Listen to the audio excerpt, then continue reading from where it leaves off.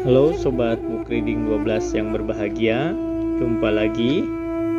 Kita akan melanjutkan pembacaan buku kita pada episode kali ini, dan beberapa episode ke depan kita akan membacakan buku baru yang berjudul Fihi Ma Fihi, Mengarungi Samudra Kebijaksanaan, karya Jalaluddin Rumi.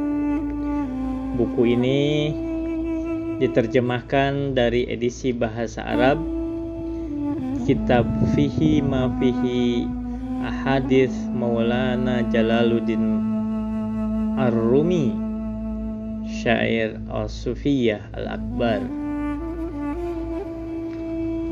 Pada episode kali ini kita akan membacakan pasal 1, semuanya karena Allah. Bismillahirrahmanirrahim. Rasulullah Shallallahu Alaihi Wasallam bersabda, seburuk-buruknya ulama adalah mereka yang mengunjungi para pemimpin, dan sebaik-baiknya para pemimpin adalah mereka yang mengunjungi ulama. Sebaik-baik pemimpin ialah ia yang berada di depan pintu rumah orang fakir, dan seburuk-buruk orang fakir adalah ia yang berada di depan pintu rumah pemimpin. Banyak orang yang merasa puas hanya dengan memahami makna redaksi hadis ini secara tekstual, bahwa seorang ulama tidak seharusnya mengunjungi para pemimpin agar tidak menjadi seburuk-buruknya ulama. Padahal makna yang sebenarnya dari hadis tersebut bukanlah seperti itu, melainkan bahwa seburuk-buruk ulama adalah mereka yang bergantung kepada para pemimpin. Semua yang mereka lakukan demi mendapatkan simpati dari pemimpin. Sementara ilmu yang mereka miliki sejak awal diniatkan sebagai media agar mereka dapat bercengkrama dengan para pemimpin, agar diberi penghormatan dan jabatan yang tinggi. Mereka mengubah dirinya dari bodoh menjadi berilmu semata-mata demi para pemimpin. Ketika ulama itu menjadi terpelajar dan berpendidikan karena takut pada pemimpin dan ingin dipuji, maka ia akan menjadi tunduk pada kekuasaan dan arahan sang pemimpin. Mereka menyenangkan diri dengan penuh harap agar sang pemimpin memerhatikan. Jadi tidak peduli apakah ulama itu yang datang mengunjungi pemimpin atau pemimpin itu yang mengunjungi ulama, tetap menjadikan ulama sebagai pengunjung dan pemimpinlah yang dikunjungi. Sementara ketika seorang ulama menuntut ilmu bukan demi pemimpin, melainkan karena Allah semata sejak awal hingga akhir, maka tingkah laku dan kebiasaannya akan sesuai dengan jalan yang benar, karena memang itulah tabiatnya, dan mereka tidak akan mampu untuk melakukan hal yang sebaliknya, seperti ikan yang tidak bisa hidup dan tumbuh berkembang kecuali di dalam air. Ulama semacam ini memiliki akal yang dapat mengontrol dan mencegah dirinya dari perbuatan buruk. Pada waktu yang bersamaan, semua orang yang semasa dengannya akan tercerahkan dan segan kepadanya, serta memperoleh bantuan-bantuan dari cahaya dan perumpamaan-perumpamaannya, baik mereka sadari atau tidak. Ketika ulama semacam ini datang mengunjungi pemimpin, maka sejatinya dialah yang dikunjungi dan pemimpin adalah pengunjungnya. Karena dalam segala kondisi, Pemimpin itulah yang memperoleh pertolongan dan banyak manfaat darinya. Ulama ini tidak butuh kepada pemimpin itu. Ia laksana matahari yang memancarkan cahayanya, yang tugasnya adalah untuk memberi kepada semua makhluk, yang mengubah bebatuan menjadi akik dan yakut, yang menyulap gunung di bumi menjadi tambang-tambang tembaga, emas, perak dan besi, yang menjadikan bumi hijau bersemi dan yang memberkati pepohonan dengan buah-buahan yang berlimpah. Pekerjaan ulama ini adalah memberi dan tidak menerima. Dalam sebuah peribahasa Arab disebutkan, kami telah belajar untuk memberi, tapi tidak untuk menerima. Dalam kondisi apapun, ulama yang sesungguhnya adalah yang dikunjungi dan para pemimpin yang mengunjungi. Tiba-tiba muncul sebuah pikiran dalam benakku untuk menafsirkan satu ayat Al-Quran. Meskipun ayat ini sama sekali tidak ada hubungannya dengan pembahasan yang sedang kita bahas. Akan tetapi ide ini terlintas di kepalaku sekarang dan aku akan mengungkapkannya agar bisa diingat. Allah Subhanahu wa Ta'ala berfirman, "Hai Nabi, katakanlah kepada tawanan-tawanan yang ada di tanganmu, jika Allah mengetahui ada kebaikan dalam hatimu, niscaya Dia akan memberikan kepadamu yang lebih dari apa yang telah diambil daripadamu, dan Dia akan mengampuni kamu. Dan Allah Maha Pengampun lagi Maha Penyayang." Quran Surat Al-Anfal ayat 70. Ayat ini diturunkan ketika Nabi Muhammad SAW telah berhasil mengalahkan orang-orang kafir, membunuh sebagian dari mereka dan merampas sebagian harta mereka. Beliau juga menawan banyak orang kafir dan membelenggu tangan dan kaki mereka. Salah seorang tawanan ini adalah paman Nabi Muhammad SAW sendiri, yaitu Abbas. Para tawanan itu menangis meraung-raung sepanjang malam dalam belenggu dan tidak mampu berbuat apa-apa. Mereka telah kehilangan harapan-harapan mereka, menunggu pedang menebas leher dengan sekali hunus. Ketika melihat keadaan mereka, Nabi SAW hanya tertawa. Para tawanan itu berkata, "Lihat, Ia menunjukkan sifat kemanusiaannya dan pernyataan bahwa Dia manusia luar biasa tidaklah benar. Lihat, Ia di sana menatap dan memperhatikan kita dalam rantai dan belenggu ini, dan Ia menikmatinya.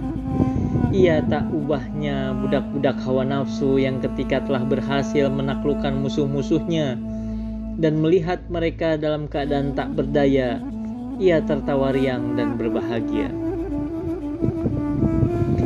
Melihat sesuatu yang tampak dengan jelas di dalam hatinya, Muhammad SAW menjawab, "Bukan begitu.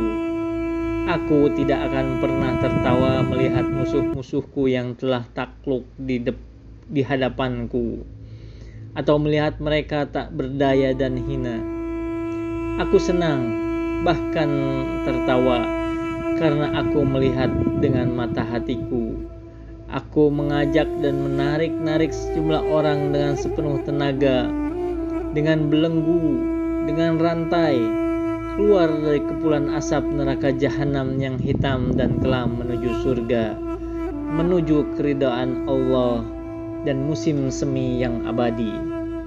Akan tetapi justru mereka terus mengeluh dan menangis meraung-raung sembari berkata, 'Mengapa kau menyeret kami dari tempat kebinasaan ini menuju taman-taman bunga dan tempat yang paling aman?' Itulah mengapa aku tertawa.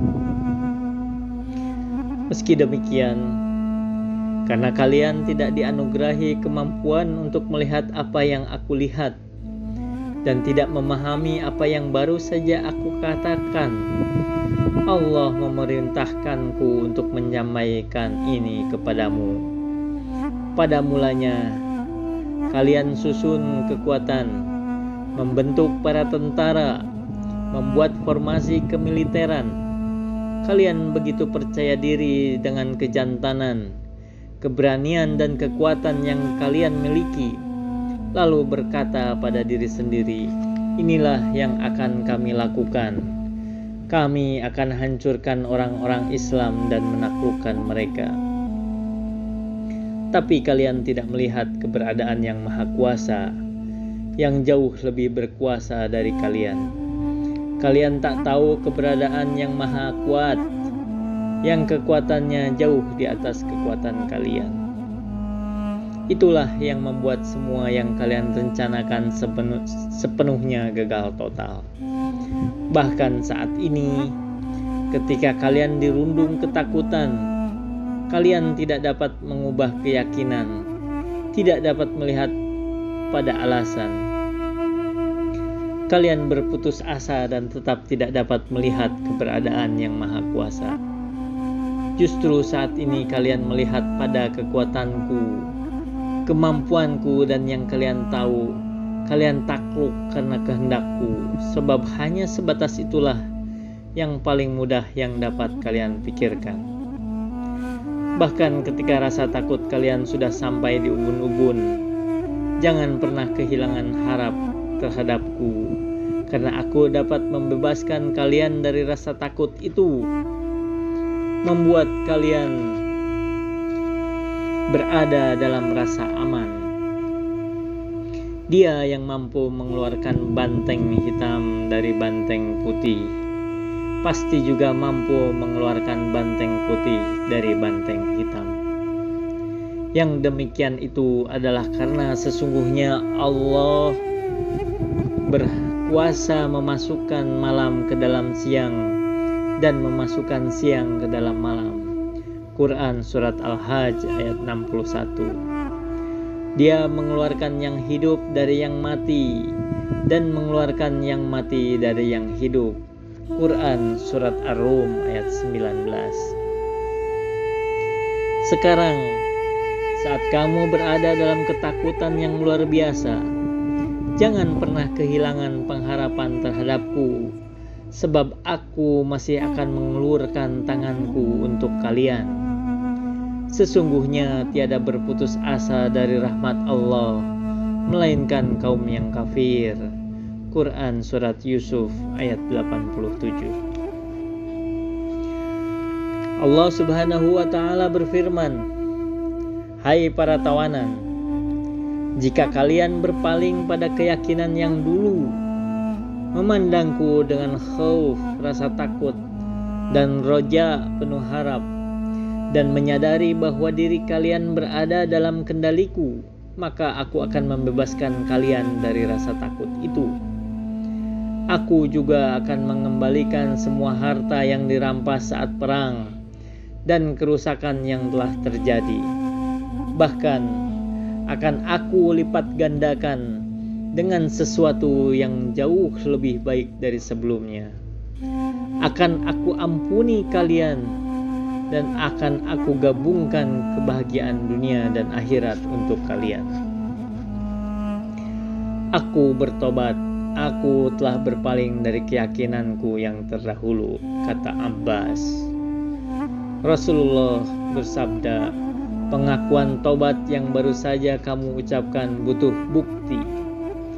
Menyatakan cinta adalah hal yang mudah, tetapi pernyataan itu butuh bukti dan fakta. Dengan menyebut nama Allah, bukti apa yang engkau inginkan? Jawab Abbas. Nabi Muhammad SAW bersabda, jika kamu benar-benar seorang muslim dan menginginkan kebaikan pada Islam dan umatnya, berikan sejumlah harta yang tersisa dari dirimu kepada tentara Islam, sehingga tentara kita bisa lebih kuat. Abbas berkata, wahai Rasulullah, harta apalagi yang tersisa dariku? Semua milikku telah dirampas, bahkan mereka tidak menyisakan apa-apa selain karpet lusuh ini. Rasulullah bersabda, lihatlah, kamu tidak jujur. Kamu belum kembali dari kebiasaan buruk masa lalumu. Kamu belum melihat cahaya kebenaran. Haruskah aku katakan kepadamu, seberapa banyak harta yang kamu miliki? Di mana kamu menyembunyikannya? Pada siapa harta itu kamu titipkan?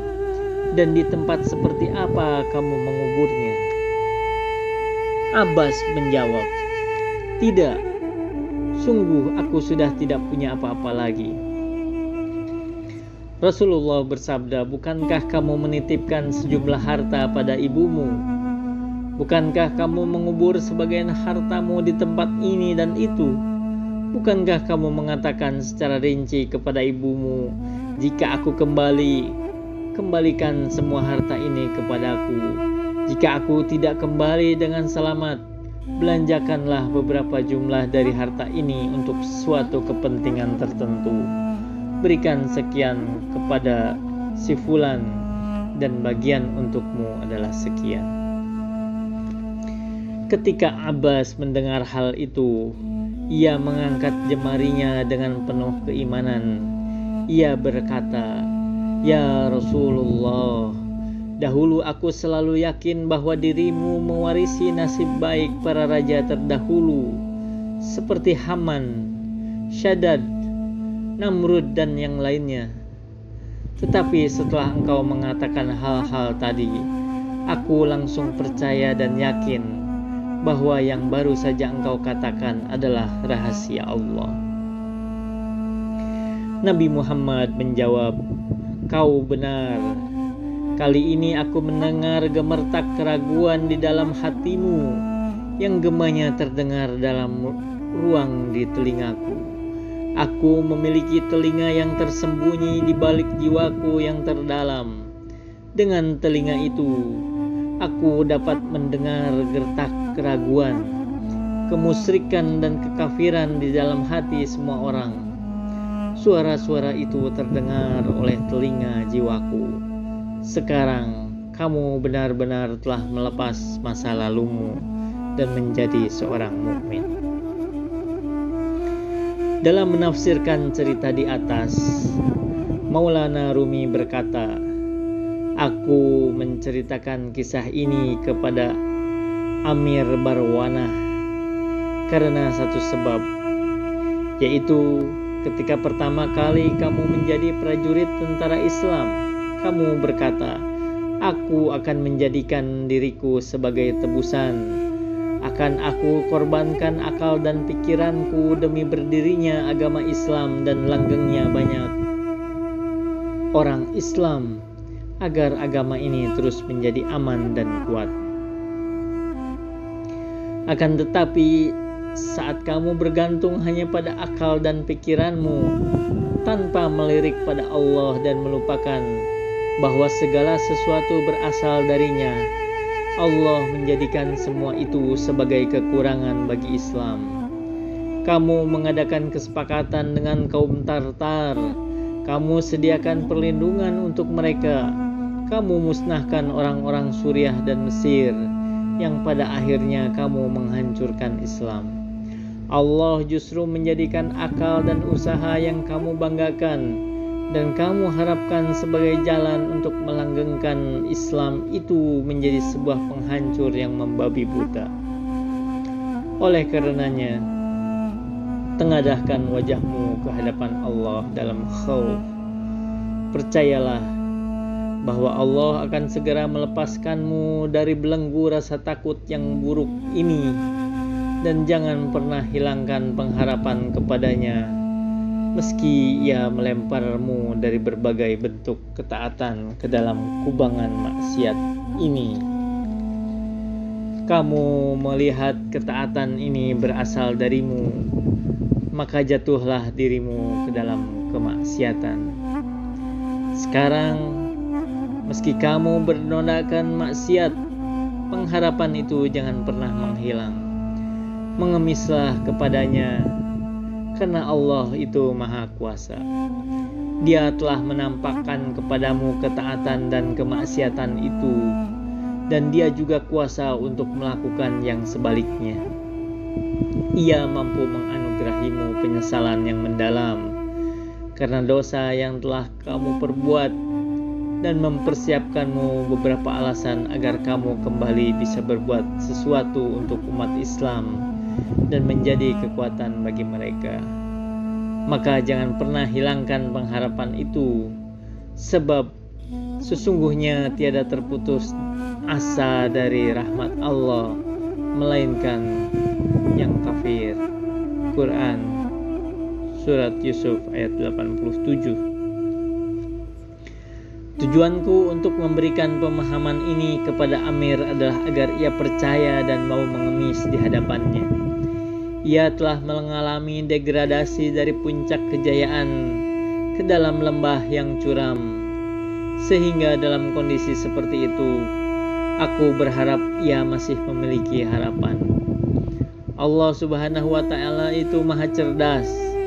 Dia menunjukkan sesuatu dalam bentuk yang baik, tapi di dalamnya luar biasa busuk. Bukan demi apa-apa, melainkan agar manusia tidak mudah tertipu. Hingga akhirnya ia mengerti dan berkata, ide dan perbuatan yang baik tampak di hadapanku. Seandainya semua yang ada di dunia ini tampak sebagaimana adanya, maka Nabi Muhammad SAW